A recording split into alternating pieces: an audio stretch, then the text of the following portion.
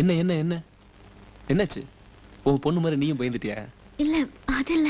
இப்படி ஒரு விருந்தாளியை கூட்டு வந்திருக்கேன்னு தானே பயப்படுற? என்னடா அவன் வீட்டுக்கு ஒரு பைத்தியக்காரனை கூட்டு வந்துட்டானேன்னு பாக்குற. அவன் பைத்தியக்காரன் இல்ல, my best friend. Very intellectual.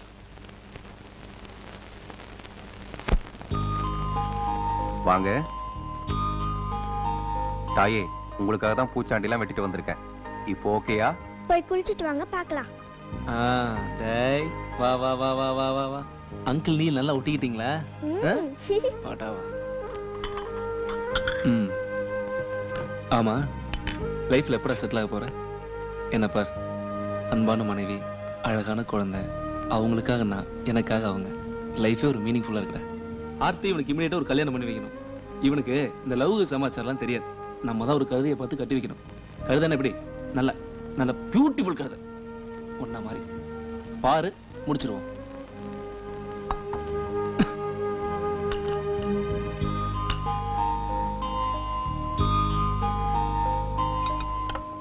என்னடா சந்தோஷமான விஷயம் பேசிட்டு இருக்கோம், ஸ்வீட்லாம் ஒதுக்கி வச்சுட்ட? ஸ்வீட் மட்டும் இல்ல, சந்தோஷமான எல்லா விஷயத்தையும் எப்போ நான் ஒதுக்கிட்டேன்.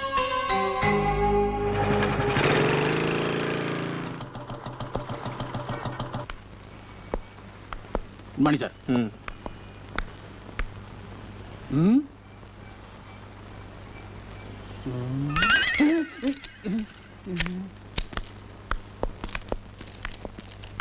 உட்கார்ற.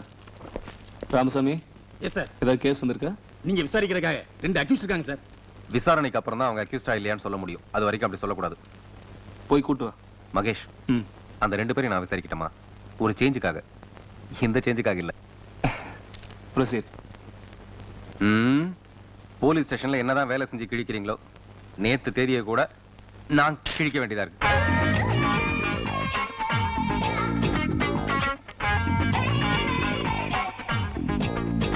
உங்க பேர் என்ன?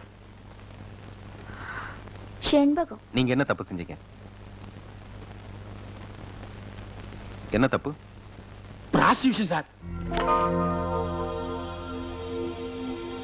என்ன ஆச்சரியமா பாக்குறீங்க? சுயநலத்துக்காக நீதியும் நியாயத்தையும் விக்கிறவங்களுக்கு மத்தியில மத்தவங்க சந்தோஷத்துக்காக தண்ணியே அழிச்சுக்கிற இந்த தியாக தீபத்துக்கு நான் தலை வணங்குறேன். அப்புறம் ஒரு நாளைக்கு எவ்வளவு சம்பாதிப்பீங்க? 900, மிஞ்சி போனா 1000 ரூபாய். அந்த பணத்துல என்ன செய்வீங்க? பரவாயில்ல சொல்லுங்க. டாக்ஸ் எல்லாம் போக எனக்கு 100 ரூபாய் தான் மிஞ்சும். டாக்ஸா? அது என்ன டாக்ஸ்? சும்மா சொல்லுங்க. போலீஸ் மாமூல் 300 ரூபாய். போலீஸ் மாமூல் 300 ரூபாய். Congratulations inspector. இப்படிப்பட்ட பணத்திலேயே முதல் மரியாதை உங்களுக்கு தான் போல இருக்கு. Keep it up. நீங்க உங்க பட்ஜெட்டை கண்டினியூ பண்ணுங்க. ரவுடி மாமூல் 300 ரூபாய், புரோக்கருக்கு ஒரு 200 ரூபாய், ஆட்டோக்கு ஒரு 100 ரூபாய், எனக்கு மிஞ்சறது 100 ரூபாய். குட். நீங்க மானத்தை வித்து சம்பாரிச்சு போலீஸ், ரவுடி, புரோக்கர் இவங்களெல்லாம் வாழ வைக்கிறீங்க. இதுல உங்களுக்கு கிடைக்கிறது வெக்கக்கேடு, மானக்கேடு, உடல் நலக்கேடு. உசுரா வெறும் ஒரு 100 ரூபாய் தான். நீங்க சித்தாள் வேலைக்கோ, வீட்டு வேலைக்கோ, இல்ல ஒரு கார்மெண்ட் கம்பெனி வேலைக்கோ போனா இதே 100 ரூபாயும் கிடைக்கும், கூட கொஞ்சம் கௌரவமும் கிடைக்கும். யோசிச்சு பாருங்க. யோசிச்சா கஷ்டமா தான் இருக்கும், முயற்சி பண்ணி பாருங்க. நான் வரேன். வராதீங்க, போங்க. நெக்ஸ்ட். சார், இது சாதாரண கேஸ் தான். பஸ்ல பிக் பாக்கெட் அடிச்சிருக்கான். என்ன சொன்னீங்க? பஸ்ல பிக் பாக்கெட் அடிச்சிருக்கான். Sorry mister Mahesh.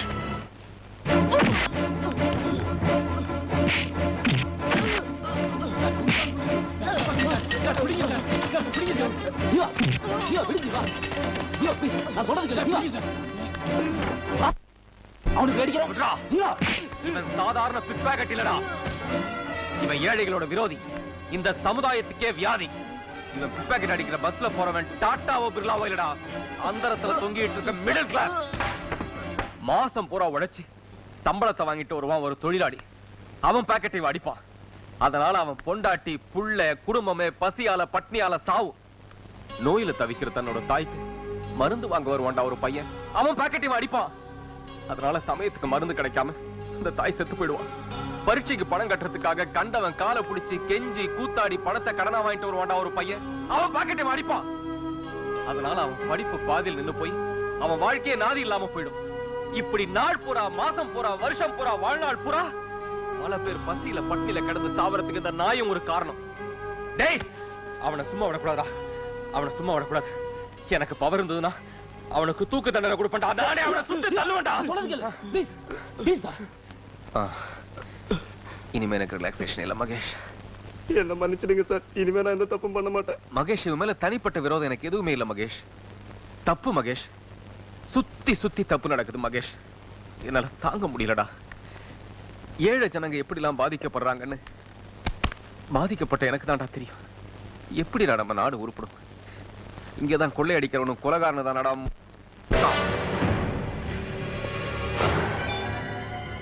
என்னடா சிஎம் போட்டோ போய்? சிஎம் அவன் இருக்க வேண்டிய இடமே இதுதான்டா. அது தெரியாம தான் நீங்க அவனை கோட்டையில வச்சிருக்கீங்க. சாரி மகேஷ், இது போலீஸ் ஸ்டேஷன் கூட பார்க்காம நான் கொஞ்சம் எமோஷனல் ஆயிட்டேன். என்ன மன்னிச்சிரு. எல்லாரும் என்ன மன்னிச்சிருங்க. சாரி. ஜீவா,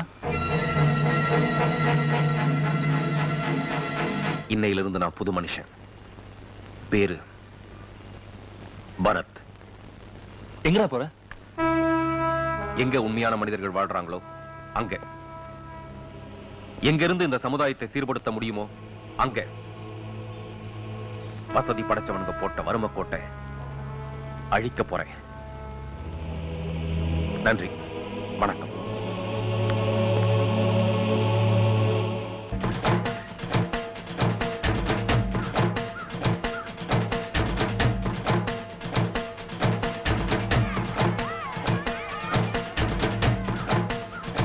முதல்ல நீ இடத்த காலி பண்ண. நான் இங்கதான் நிப்பேன். உங்களுக்கு எல்லாம் ஏதோ மேட்டர்னா யார் பாக்குறது? குளிச்சிட்டு வாடா, கப் அடிக்குது. அவனை விடுறா, நீ போற சீட்ட. இன்னும் போல நீ. போறேன். டேய், உன்னதான்டா. என்ன சார்? போய் அந்த கைவி கிட்ட நான் சொன்னேன்னு சொல்லி 8 முட்டை வாங்கிட்டு வா. நான் கேட்டியா தெளிவா? நீ யாருன்னே தெரியும். உன்னை யாருன்னே தெரியாம நம்ம ஏரியால ஒருத்த சுத்தி நிக்கிறான் பாத்தியா? ஏய், ஆப் பாயில் ஆர்மம் கேட்டானே கை வேண்ட சொல்லு. ஆஃப் பாயில்லாம் அறவே கடை தானுங்களே. அதானே ஆபாயில சொன்னதே திருப்பி சொல்லிக்கிறேன் அவன். இவருக்கு ரம்மி சேர்ந்துருச்சு. அச்சே, எனக்கு தெரியும், போடா. நம்ம சீன் காமிச்சுன்னுக்குற.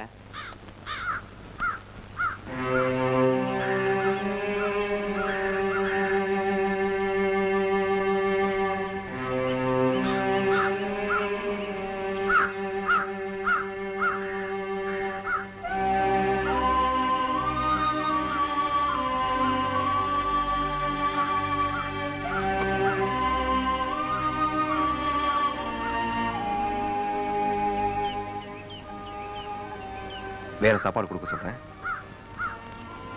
கீழே போடுமா.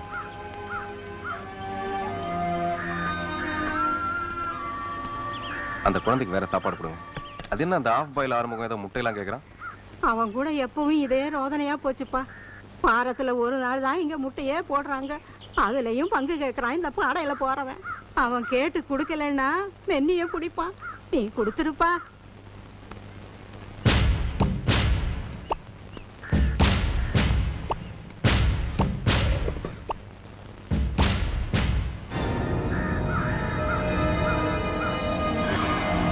என்ன நக்கல?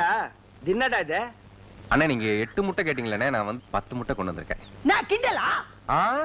முட்டை என்ன கலாய்க்கிறியா? முட்டைங்க. ஐயா, இது முட்டையா? அது முட்டைங்க. டேய், நானும் பாத்துக்கினே இருக்கிறேன். சத்துணவாயாட்ட முட்டை வாங்கிட்டு வாடா. நான் என்ன ஸ்லேட்ல முட்டை போட்டா காட்டுற? என்ன கொழுப்பா? கொழுப்பு எனக்கு இல்ல. சத்துணவுல முட்டை போடுறது குழந்தைங்களோட ஆரோக்கியத்துக்காக. உங்களை மாதிரி கொழுப்பு எடுத்தவனுக்கு அடிக்கிற சாராயத்துக்கு சைட்ல தொட்டுக்கிறதுக்கு இல்ல. ஒரு அடிக்க சைலண்ட் ஆயிட்டான் பாத்தியா? ஆமா, இந்தியா கூட சைலண்டா சைவமா தான் இருந்தது. இப்ப கதை தெரியுமில்ல. இந்தியா அணுகுண்டு வெடிச்சு உலக நாடுகளே ஆடி போயிருக்கு. அணுகுண்டு எப்படி வெடிச்சது தெரியுமா?